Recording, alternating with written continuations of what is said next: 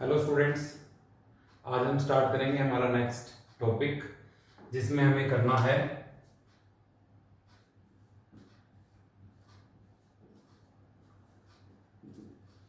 Accounting for accumulated profits,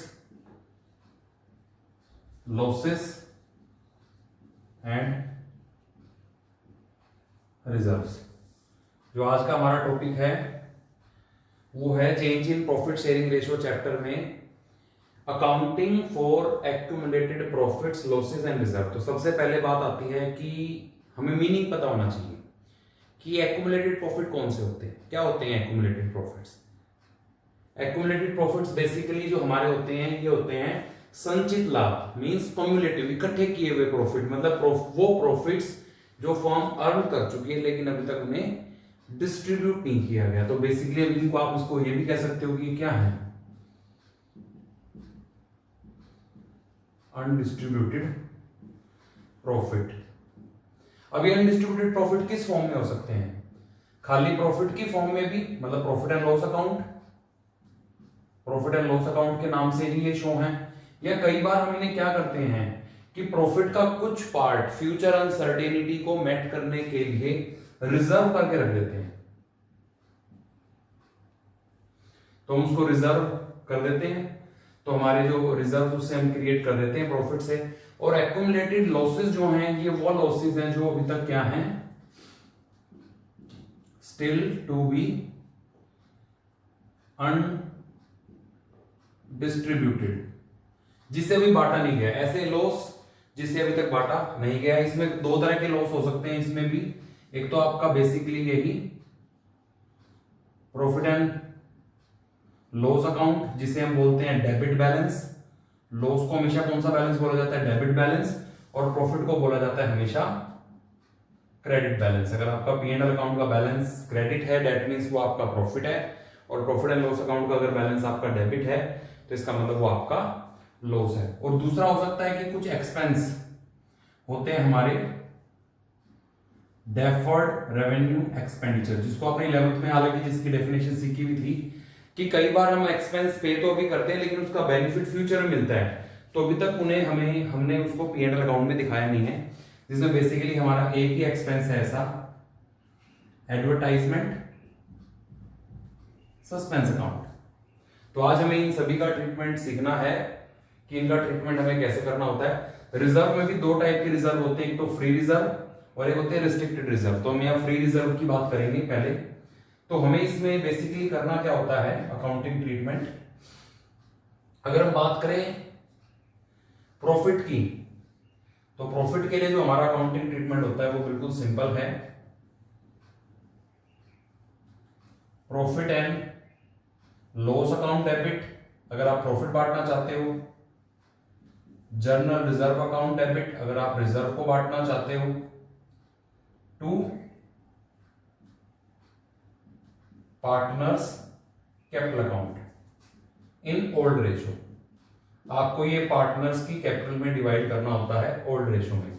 जैसे example के लिए हम ले लेते हैं कि ए और बी पार्टनर हैं 1:2 बल्कि 3:2 में, और उनको जिस दिन फिर फ्यूचर में they want future profit equally, कि वो बाद में न्यू रेशियो करना चाहते हैं, और जिस डेट को ऐसा वो सोच रहे हैं उस डेट को उनके पास जनरल रिजर्व है या फिर profit and general reserve suppose करो उनका 40,000 उस दिन उनके पास, प्रॉफिट उनके पास 60,000 रुपए है।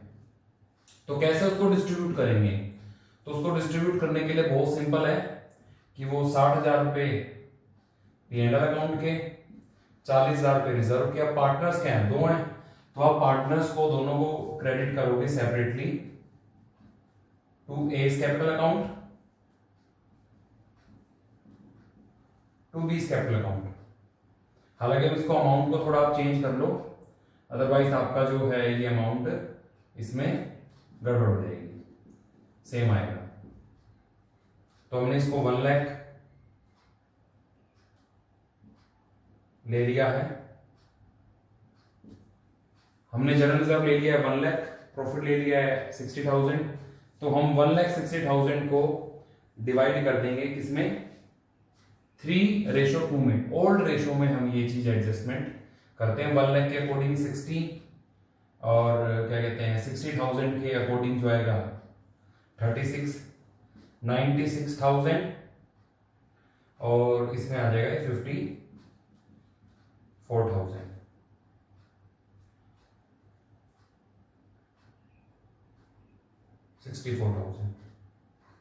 तो इस तरह से आपका डिस्ट्रीब्यूट होगा। और लॉस के केस की अगर हम बात करें तो completely reverse entry, reverse means partners capital account debit to profit and loss account debit balance और टू एडवर्टाइजमेंट सस्पेंस अकाउंट। तो ये हमारा जो ट्रीटमेंट आज का हमने स्टार्ट किया है, accounting for accumulated profits and losses and reserves. इसमें बेसिकली जो हमारे होते हैं, इसमें हम लेते हैं हमारे जो अनडिस्ट्रीब्यूटेड प्रॉफिट्स होते हैं, ये अगर हमारे पास प्रॉफिट्स हैं तो उसे हमें ओल्ड रेशो में इमीडिएटली, हालांकि इसके दो ऑप्शंस आपके पास होते हैं कि अगर क्वेश्चन कुछ नहीं कहता है तो भी हम इस एक्यूमुलेटेड प्रॉफिट्स को डिस्ट्रीब्यूट करते हैं और रिजर्व्स को भी, और अगर क्वेश्चन बोलता है कि नहीं वो डिस्ट्रीब्यूट नहीं करना चाहते तो उसको हम नेक्स्ट क्लास में करेंगे कि नहीं डिस्ट्रीब्यूट करेंगे तो कैसे करेंगे। तो इसमें अगर डिस्ट्रीब्यूशन की बात आ जाए तो अनडिस्ट्रीब्यूटेड प्रॉफिट्स में P&L का क्रेडिट बैलेंस या reserve, reserve mean free reserve, basically general reserve, और लॉसेस में आपके हैं P&L का डेबिट बैलेंस और डेफर्ड रेवेन्यू एक्सपेंडिचर। तो आज मैं अभी पहले इसको आपको बताया कि इसको डिस्ट्रीब्यूट कैसे करना है। प्रॉफिट को डिस्ट्रीब्यूट करने के लिए profit and loss account debit, general reserve account debit to A B, जो भी आपके पार्टनर्स, सभी पार्टनर्स को आपको क्रेडिट करना है और ये अमाउंट आपको ओल्ड रेशियो में डिस्ट्रीब्यूट करना है। और अगर लॉस की बारी आ जाए तो इस एंट्री को फ्लिप कर दो, रिवर्स कर दो, पार्टनर्स के कैपिटल अकाउंट को डेबिट करना है और प्रॉफिट एंड लॉस के डेबिट बैलेंस जो कि लॉस होता है और डेफर्ड रेवेन्यू एक्सपेंडिचर जो कि एडवर्टाइजमेंट सस्पेंस है उसको आप क्रेडिट करोगे। इस तरह से आपका जो है ये आप कर लोगे इसे। इसके बाद फिर बारी आती है इसमें एक रिस्ट्रिक्टेड रिजर्व। आज हम एक रिजर्व की ओर बात करेंगे।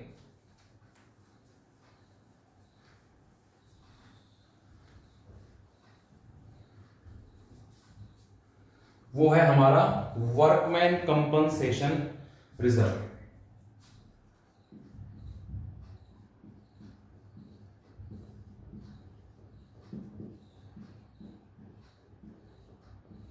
वर्कमैन कंपनसेशन रिजर्व, देखो नाम से इसका मीनिंग क्लियर है। वर्कमैन मींस आपके वर्कर्स, जो भी हमारे कर्मचारी होते हैं। कंपनसेशन होता है क्षतिपूर्ति, किसी का अगर हमारे से नुकसान हो गया है तो उसके जो पैसे हमें देने होते हैं वो होता है कंपनसेशन रिजर्व। बेसिकली रिजर्व किसके लिए बनाया गया? वर्कमैन के कंपनसेशन के लिए। लेकिन ऐसा जरूरी नहीं है कि जो हमारा क्लेम है इसके अगेंस्ट जो क्लेम है वो पक्का हो, तो क्लेम हो भी सकता है और नहीं भी हो सकता है। लेकिन इसके लिए हमें क्या करना होता है, इसके कुछ डिफरेंट केस होते हैं। ये एक रिस्ट्रिक्टेड रिजर्व है, इसको आप जनरल रिजर्व की तरह इजीली डिस्ट्रीब्यूट नहीं कर सकते हो, डिपेंड करता है केस के अकॉर्डिंग की क्या है। तो इसमें हम कुछ केसेस को एज्यूम करते हैं, जैसे कि आप यहां मान लेते हैं हम कि XYZ तीन पार्टनर्स हैं 5:3:2 में। XYZ तीन पार्टनर्स हैं 5:3:2 में, और उनकी बुक्स में, हालांकि वो फ्यूचर में ओल्ड रेशो थी उनकी, और वो फ्यूचर में डिस्ट्रीब्यूट करना चाहते हैं प्रॉफिट 1:1 में, और उस दिन उनकी बुक में WCR, it is the short form of workman compensation reserve, कि उनकी बुक में WCR शो हो रहा है 1 लाख रुपीस। तो आप कैसे करोगे? कुछ डिफरेंट केस में, तो हम इसके कुछ केसेस बना लेते हैं जिससे कि आप इसको आसानी से समझ सकते हो। तो केस नंबर 1, नो इंफॉर्मेशन, कि क्वेश्चन ने आपको कोई भी इंफॉर्मेशन दी ही नहीं है कि इसका कोई क्लेम है या नहीं है, तो इस केस में हम इसे फुल डिस्ट्रीब्यूट कर देंगे।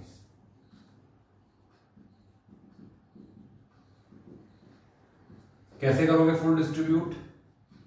Workman compensation reserve account debit ₹1 lakh to X capital account 50,000 to Y's capital account 30,000 to जेड्स कैपिटल अकाउंट 20,000। जब आपको कोई इंफॉर्मेशन ही नहीं है तो आप ये अज्यूम कर सकते हैं कि इस वर्कमैन जो रिजर्व है उसका कोई भी क्लेम फॉर्म पे नहीं है। सेकंड केस की बात करें, नो क्लेम, कि आपको क्वेश्चन में इंफॉर्मेशन दे रखी है कि when there was no claim against WCR, कि वर्कमैन कंपनसेशन के रिजर्व के अगेंस्ट में कोई भी क्लेम है ही नहीं, तो इस केस का आंसर भी क्या होगा, सेम। जब आपका क्लेम ही नहीं है तो आप इस अमाउंट को फुल डिस्ट्रीब्यूट अगेन आप कर सकते हो। थर्ड आ गया हमारा, there was claim against workman compensation is ₹40,000। 40,000 रुपए का क्लेम हमारा आ चुका है, तो हम क्या करेंगे इसमें 40,000 रुपए तो हमें क्लेम देना पड़ेगा, बट हमारे पास रिजर्व कितना है 1 लाख रुपीस। 60,000 रुपए हमारे पास बच गए, तो हम 40,000 तो क्लेम दे देंगे और 60,000 जो है वो फ्री है, उसे डिस्ट्रीब्यूट कर देंगे। कैसे एंट्री करेंगे इसकी, workman compensation reserve account debit 1 lakh to claim on workman compensation reserve 40,000 to X capital account to Y's capital account to जेड्स कैपिटल अकाउंट। और अब तीनों में आप जो 60,000 है, 60,000 को आप डिवाइड कर दोगे 30,000, एक्स का शेयर आएगा 30,000 और उसके बाद आपका आएगा वाई का शेयर आएगा 18,000 और जेड का शेयर आएगा 12,000। तो इसमें हुआ क्या, पहले केस में इंफॉर्मेशन नहीं दी, हमने एज्यूम किया कोई क्लेम है नहीं, full amount will distributed. Second में मेंशन ही कर दिया कि क्लेम है ही नहीं, तो भी हमने फुल अमाउंट को डिस्ट्रीब्यूट कर दिया। थर्ड केस में क्लेम आ गया 40,000, बट रिजर्व तो हमारे पास 1 लाख है, तो 40,000 रुपए तो हम क्लेम प्रोवाइड कर देंगे और बाकी जो 60 बच गए उसे हम पार्टनर्स में डिस्ट्रीब्यूट कर देंगे। ऐसे ही एक केस ये भी बन सकता है कि आपका क्लेम कंप्लीट 1 लाख आ गया। मैं बता देता हूं एक और case number 4, there was claim on workman compensation is ₹1 lakh, equal, बिल्कुल इक्वल, 1 लाख की रिजर्व है, 1 लाख का ही क्लेम आ गया, तो क्या करेंगे, पूरा क्लेम ही देंगे सिर्फ। WCR account debit 1 lakh to claim on WCR। फिर बारी आती है कि हमारी एक केस और बनता है कि जिस केस में आपको गिवन नहीं है, गिवन जो क्लेम है, claim is more than reserve, कि क्लेम ज्यादा आ गया।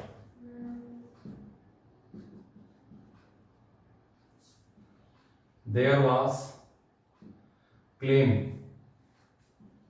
on workman compensation is ₹1,20,000, 1,20,000 रुपए का क्लेम आ गया।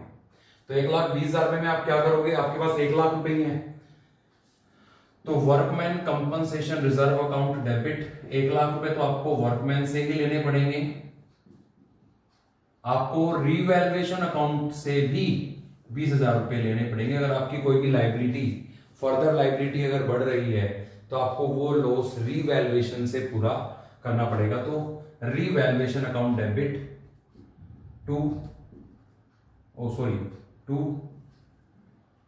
क्लेम ऑन WCR, और जो ये आपका लॉस हुआ है रीवैल्यूएशन का, वो आपको पार्टनर से बियर करना पड़ेगा।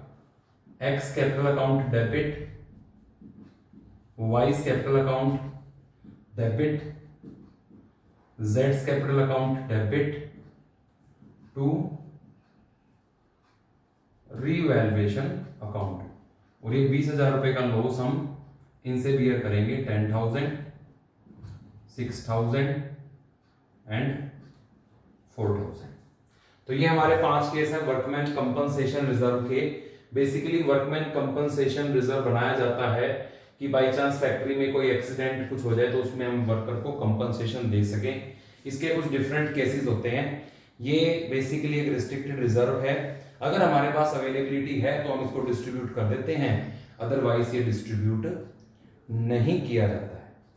तो इसमें जो आपके क्वेश्चंस हैं, आप इनके जो क्वेश्चंस हैं उनको आप इजीली कर सकते हो। Thank you, have a nice day.